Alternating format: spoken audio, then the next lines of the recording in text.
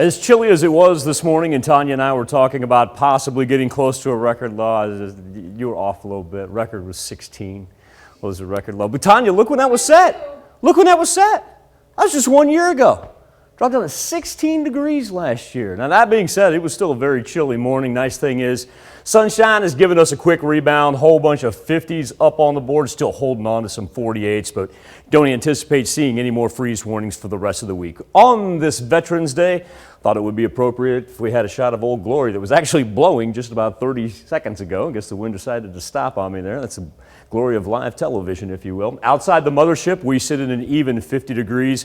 We'll talk a little bit about our barometer here that's steady and very dry air mass now that the cold front has actually settled in. Thought this was pretty interesting as that cold front rolled in from yesterday. Actually warmer up in the northwestern portion of the 4 states compared to our towns like Aurora and Cassville that had yet to really encounter the full throttle of the cold front. And so they're probably walking out, you may be walking outside right now, oh, this wasn't what it was like at the lunch hour yesterday, where everybody else is either like, yeah, it's about what it was, or like I said, up to the northwest where the cold front first hit, even a little bit warmer.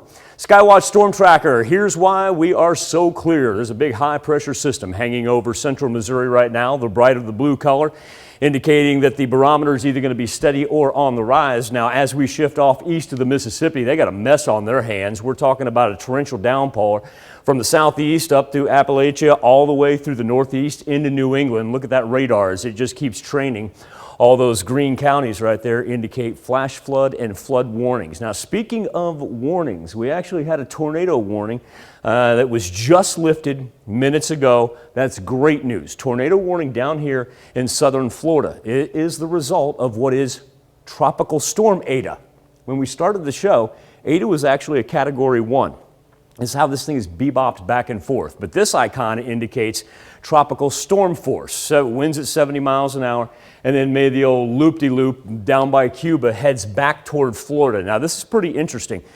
Excuse me, Eta has a chance to make landfall for the 4th time on Thursday. Tomorrow morning's what we're looking at.